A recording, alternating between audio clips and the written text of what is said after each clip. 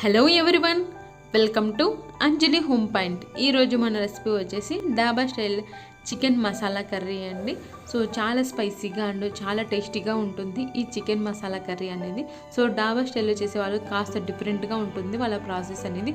మరి ఆ ప్రాసెస్లో ఈ చికెన్ మసాలా కర్రీని ఎలా తయారు చేసుకోవాలో చూసేద్దాము.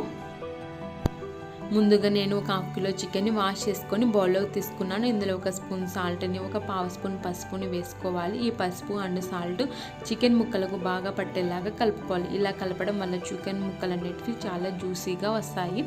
ఇలా కలుపుకొని మూత ఉంచుకొని ఒక అరగంట సేపు చికెన్ని మ్యారినేట్ చేసుకోవాలి. ఒక అరగంట తర్వాత ఒక ప్యాన్లో 1 స్పూన్ మిరియాలను, కొద్దిగా చెక్క లవంగాలను, 1 స్పూన్ జీలకర్రను వేసుకొని లో ఫ్లేమ్లోనే మంచి అరోమా స్మెల్ వచ్చేంత వరకు ఫ్రై చేసుకోవాలి. మరి ఎక్కువగా మాడిపోకుండా చూసుకోండి. వీటిని చూడండి, ఈ విధంగా లైట్గా కలర్ చేంజ్ అయ్యి మనకి అరోమా స్మెల్ వస్తుంది కదా, అప్పుడు వీటిని మిక్సీ జార్లోకి తీసుకొని ఫైన్ పౌడర్ లాగా ప్రిపేర్ చేసుకోవాలి.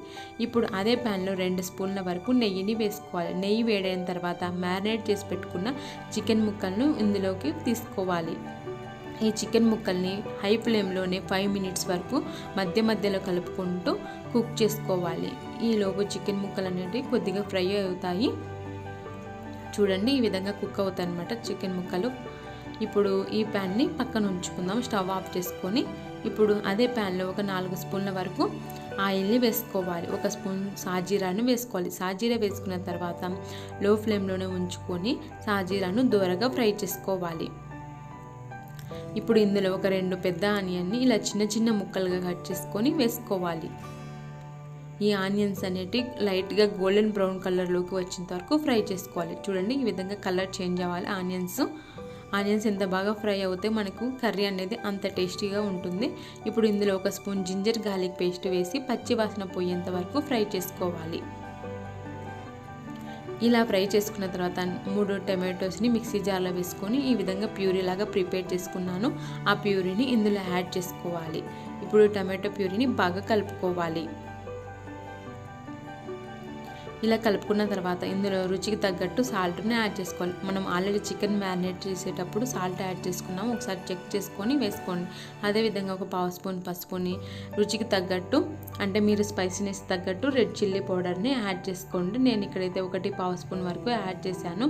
ఈ విధంగా ఈ మసాలాను అంతా కూడా మనము మీడియం ఫ్లేమ్లోనే ఉంచుకొని బాగా ఫ్రై చేసుకోవాలి. చూడండి, ఈ విధంగా తయారవుతుంది కాసేపటికి మసాలా అనేది. ఇప్పుడు ఇందులో ఫ్రై చేసి పెట్టుకున్న చికెన్ని యాడ్ చేసుకోవాలి. మొత్తము నెయ్యితో సహా వంపేసుకోవాలండి. ఇలా వంపేసుకొని ఈ మసాలా అంతా చికెన్ ముక్కలకు బాగా పట్టేలాగా కలుపుకోవాలి. ఇలా కలుపుకొని మీడియం ఫ్లేమ్లోనే 3 మినిట్స్ వరకు ఈ చికెన్ని మనం కుక్ చేసుకోవాలి. తర్వాత ఇందులో మనం మిక్సీ పట్టుకున్నాం కదా మిరియాలు, చెక్క, లవంగాలు, జీలకర్ర, ఆ పౌడర్ని ఇందులో యాడ్ చేసుకోవాలి. ఈ పౌడర్ అంతా కూడా చికెన్ ముక్కలకు బాగా పట్టేలాగా కలుపుకోవాలి. చూడండి, ఈ విధంగా కలుపుకోవాలి. ఈ టైంలో ప్రాసెస్ అంతా కూడా మనం మీడియం ఫ్లేమ్లోనే కుక్ చేసుకోవాలి. ఇప్పుడు ఇందులో 1 కప్పు వరకు పెరుగుని యాడ్ చేసుకోవాలి. పెరుగుని ఉండలు లేకుండా విస్క్ చేసుకుని యాడ్ చేసుకోండి. ఈ పెరుగు అంతా వేసుకున్న తర్వాత మరొకసారి బాగా కలుపుకోవాలి. ఇలా అంతా కలుపుకున్న తర్వాత మూత ఉంచుకొని మనము లో ఫ్లేమ్లోనే 5 మినిట్స్ వరకు ఈ చికెన్ని కుక్ చేసుకోవాలి. ఇందులో ఎటువంటి వాటర్ యాడ్ చేయాల్సిన అవసరం లేదు. పెరుగు నుండి మనకు వాటర్ వస్తుంది. ఆ వాటర్తో చికెన్ అనేది బాగా కుక్ అవుతుంది. చూడండి, 5 మినిట్స్ తర్వాత ఆయిల్ అంతా సపరేట్ అయ్యి కరెక్ట్గా గ్రేవీ అనేది తయారైపోయింది. ఒకవేళ మీకు ఇంత గ్రేవీ అవసరం లేదనుకుంటే ఇంకాసేపు కుక్ చేసుకోండి. ఈ గ్రేవీ అనేది దగ్గరగా తయారవుతుంది. ఒకవేళ మీరు గ్రేవీ కావాలనుకుంటే ఈ టైంలోనే సన్నగా కట్ చేసిన కొత్తిమీరను వేసుకొని స్టవ్ ఆఫ్ చేసుకుంటే సరిపోతుంది. సో నాకు ఇప్పుడు గ్రేవీ పర్ఫెక్ట్గా సరిపోతుంది అనేసి నేను స్టవ్ ఆఫ్ చేసుకొని కొత్తిమీరను వేసుకొని గార్నిష్ చేసుకున్నాను. అంతేనండి, చాలా టేస్టీగా, డెలీషియస్గా, స్పైసీగా ఉండే డాబా స్టైలు చికెన్ మసాలా కర్రీ అనేది రెడీ అయిపోతుంది. సో చాలా బాగుంటుంది. ఒకసారి మీరు కూడా డెఫినెట్గా ఈ రెసిపీని ట్రై చేయండి. మీకు ఎలా వచ్చిందో కామెంట్ చేసి తెలియజేయండి. Thanks for watching. మీకు కనుక వీడియో నచ్చినట్లయితే లైక్ చేయండి, షేర్ చేయండి. మరిన్ని వీడియోస్ కోసం మా ఛానల్ని సబ్స్క్రైబ్ చేసుకోండి. Bye friends.